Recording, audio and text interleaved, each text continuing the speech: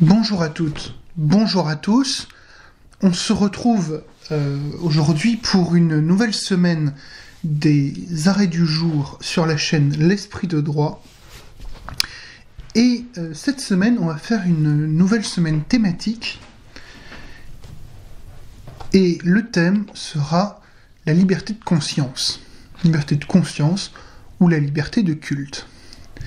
Alors pourquoi ce thème ? Alors déjà parce que nous ne sommes pas loin de la fête de Noël, qui est la grande fête religieuse, l'une des grandes fêtes religieuses des chrétiens, mais qui est également une fête pour les musulmans sous un autre nom, bien entendu. Et hier, dimanche, c'était ce qu'on appelle l'épiphanie, qui est également une fête importante pour les chrétiens, notamment en Espagne, puisque, en réalité, en Espagne, les cadeaux sont offerts le jour de l'épiphanie. C'est le jour où les rois mages apportent les cadeaux dans la crèche à l'enfant Jésus.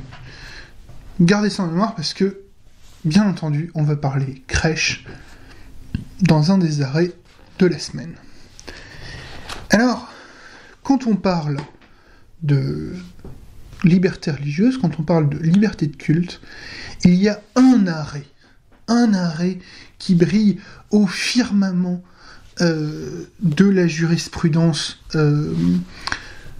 nationale ou européenne, et cet arrêt, ce big boss final de la liberté de conscience, c'est l'arrêt de la Cour européenne de sauvegarde des droits de l'homme de 1993, Kokis-Nakis contre Grèce.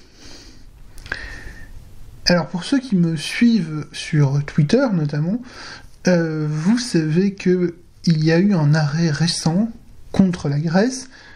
Si vous suivez d'ailleurs notamment Quart d'heure de droit ou Fil droit, vous le savez également, il y a eu un arrêt assez récent, si je ne dis pas de bêtises, fin novembre, le 28 novembre il me semble, contre la Grèce, c'est à vérifier. Un arrêt dont certains représentants politiques ont tiré l'idée que que la Cour européenne admettait l'application de la loi coranique, la charia, en Grèce.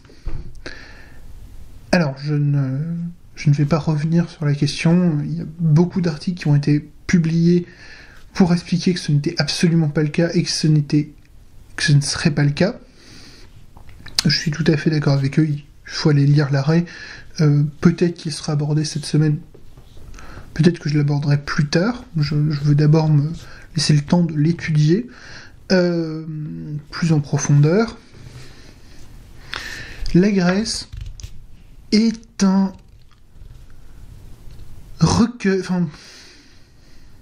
est un pourvoyeur constant d'arrêts à la Cour européenne des droits de l'homme en matière de liberté de conscience et de liberté religieuse. C'est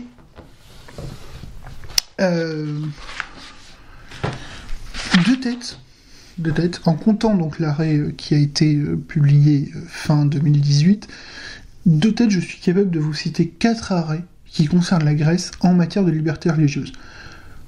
Quand on sait le nombre d'habitants de la Grèce, quand on sait donc la potentialité de recours, parce que en toute logique, moins vous avez d'habitants, moins vous avez de recours potentiels, on comprend que le sujet est particulièrement important dans ce pays. Alors, on va revenir sur l'arrêt Kokis-Nakis. Une seule chose que je voudrais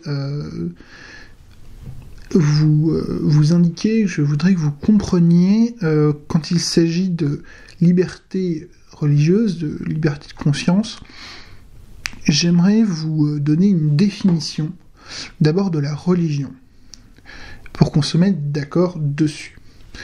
Et pour ce qui est de la religion, la meilleure définition que vous puissiez donner, la meilleure définition juridique que vous puissiez donner de la religion, en citant un auteur qui fasse autorité, c'est celle-ci: La religion, c'est le fait de reconnaître une entité supérieure, une entité comme supérieure, de la qualifier de divine et de lui vouer un culte. Cette définition, elle a été donnée il y a plus de 2000 ans, par Cicéron. Et ce qui est très intéressant, c'est que 2000 ans, près de 2000 ans avant la création, avant la rédaction de la Convention européenne de sauvegarde des droits de l'homme, presque plus de 1800 ans avant la Déclaration des droits de l'homme et du citoyen, quasiment, là encore, près de 2000 ans avant la création, la mise en place de la Cour européenne de sauvegarde des droits de l'homme, plus de 2050 ans avant l'arrêt Kokis-Nakis, Cicéron va définir, va séparer les deux questions juridiques fondamentales lorsqu'on parle de liberté de conscience et de liberté de religion, de liberté religieuse. Car ce qu'il faut comprendre, c'est qu'il y a deux choses qui doivent être observées. Vous avez d'une part une liberté intellectuelle, une liberté de l'esprit, qui est la liberté de conscience au sens propre, c'est-à-dire le fait de reconnaître une entité comme supérieure et de la qualifier de divine, et donc le fait de croire en elle, liberté intellectuelle, et vous avez de l'autre part, vous avez une liberté matérielle qui est la liberté de culte. C'est la part de la définition où Cicéron nous indique, et de lui vouer un culte. Donc le culte, les obligations matérielles qui découlent de la religion, alors fondamentalement, c'est le fait de prier dans un lieu consacré, c'est donc le fait de pouvoir avoir accès à un lieu consacré, c'est le fait de pouvoir avoir des représentants, des ministres du culte, dans le sens des prêtres, des rabbins, des pasteurs, des imams, etc., des popes, qui puissent enseigner, qui puissent transmettre le culte. Et puis, vous avez également un autre versant du culte en lui-même, qui est le fait de respecter matériellement, factuellement, les obligations religieuses qui découlent de votre religion. Et donc qui découlent de votre liberté de croire et de votre volonté de croire. Alors, ça va être les interdits alimentaires, potentiellement les interdits de vêtements ou d'éléments matériels, en matière de boissons. Ça va être des interdits de travail, le fait de dire je ne peux pas travailler tel jour car ma religion prohibe le travail sous différentes conditions, etc. C'est le fait de pouvoir respecter les fêtes religieuses de sa religion, etc. Et c'est tout cet ensemble qui vont donc caractériser le culte, qui vont caractériser la liberté de culte. Alors, l'arrêt Kokis-Nakis contre Grèce, lui se penche sur une pratique tout à fait particulière du culte, qui est l'obligation dans les grandes religions monothéistes à caractère universaliste, c'est-à-dire l'islam et la chrétienté, puisque le judaïsme est une religion monothéiste mais qui n'a pas vocation à l'universalité. Le judaïsme n'a pas vocation, les juifs n'ont pas vocation à convertir l'ensemble de l'humanité. Les chrétiens et les musulmans ont cette vocation, cette volonté, c'est une volonté propre de leur religion, d'étendre leur religion, de convertir les gens à la vérité religieuse, à leur vérité religieuse. C'est ce qu'on appelle donc les conversions, les missionnaires, les missions, ça passe par le prosélytisme. Et l'arrêt Kokkinakis contre Grèce fait directement référence à ce prosélytisme. Que nous dit l'arrêt Kokkinakis ? Alors, on n'est pas du tout dans les rédactions de la Cour de cassation, du Conseil d'État, qui sont très juridiques, très détachées des faits. On est sur la Cour européenne des droits de l'homme, qui est beaucoup plus proche des faits. Que nous écrit la Cour ? La Cour nous écrit ceci. Il échait d'abord de distinguer le témoignage chrétien du prosélytisme abusif.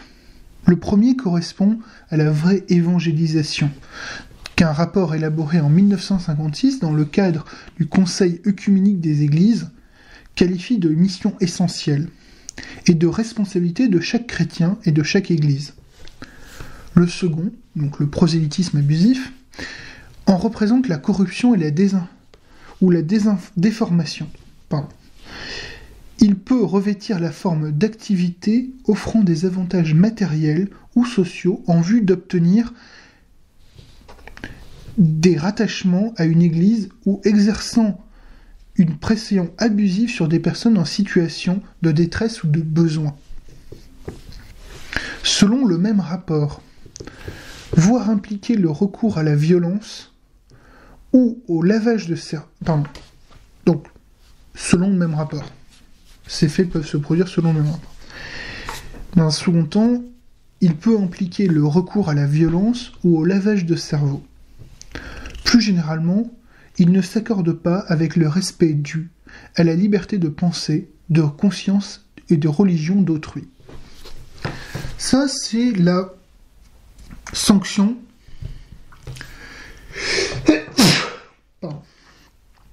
C'est la sanction du prosélytisme, et donc on peut, excusez-moi, un peu froid, on peut sanctionner un État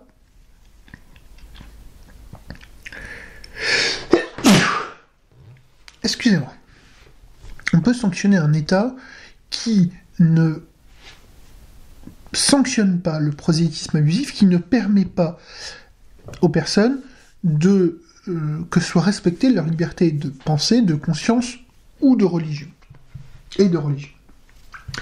À l'inverse, la Cour européenne semble, et en tout cas c'est comme ça que je le comprends, semble bien marquer que le témoignage, alors chrétien, mais le témoignage religieux en général, en ce qu'il est une forme, une obligation fondamentale qui ressort du culte de chaque religion, ne peut pas être interdit explicitement et en toute occasion par un État. Les États doivent pouvoir permettre le témoignage religieux. Ils doivent cependant l'encadrer. Et il faut se rappeler ce que disait Clémenceau. Lorsque Clémenceau, en 1918, nous parle des attaques qui étaient proposées, des termes qui étaient employés pour s'en prendre à la presse et à la liberté de la presse. Ce que nous dit Clémenceau, c'est que dans tous les États où il y a une liberté de la presse, il y a un encadrement de la liberté de la presse, notamment par les lois organisant la diffamation, pour le cas français. Et il me dit, voilà, il ne faut pas avoir peur. Les républicains ne doivent pas avoir peur de la liberté. Ils doivent simplement la comprendre pour en fixer les limites, des limites qui permettent à chacun d'en jouir sans pour autant empêcher la liberté d'autrui. Et c'est toute l'idée de la Déclaration des droits de l'homme, de l'article 4 de la Déclaration des droits de l'homme et des citoyens, c'est toute l'idée également de cette décision de la Cour européenne des droits de l'homme qui nous dit bien, voilà, il faut séparer le témoignage chrétien, le témoignage religieux d'un côté, et le prosélytisme abusif de l'autre, avec des critères bien précis pour celui-ci. Et ces critères bien précis, nous les avons déjà abordés. Nous allons également continuer à les aborder dans un second arrêt que nous verrons demain contre la Grèce. Un arrêt qui est un petit peu plus récent et qui va reprendre et compléter les considérations de l'arrêt Kokis-Nakis. Je vous remercie d'avoir suivi cette émission, cet épisode de l'arrêt du jour, qui arrive à son terme. Je remercie les personnes qui ont réagi aux différents épisodes de la semaine dernière. Je remercie notamment une personne qui sur Twitter m'a donné des bons conseils pour changer mon logiciel de montage. Donc normalement, vous ne devriez plus avoir un bandeau publicitaire par ici. Je m'excuse pour la qualité donc des épisodes de la semaine dernière où il y avait ce bandeau publicitaire. J'ai eu un problème avec mon logiciel de montage habituel qui a fait que j'ai dû changer de logiciel de montage. J'ai pris un peu à la va-vite et c'est une fois que j'ai eu monté toutes les émissions que je me suis rendu compte qu'il y avait ce bandeau qui était dessus. Et donc, étant un peu pressé, je ne les ai pas remontés. Normalement, je ne devrais plus avoir le problème maintenant. Je remercie également ceux qui ont commenté les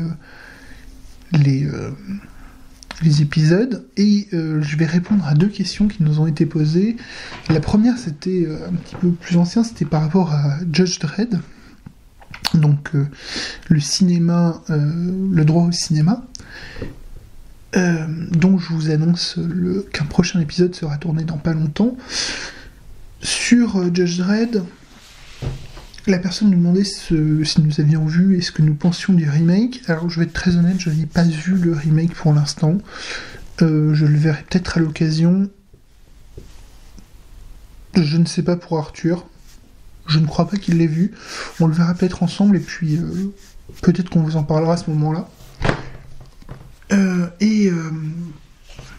Pour ce qui est de la deuxième question, c'était une personne qui nous demandait si nous pouvions développer les faits dans les petits épisodes, les arrêts du jour. Alors, pas forcément à chaque fois.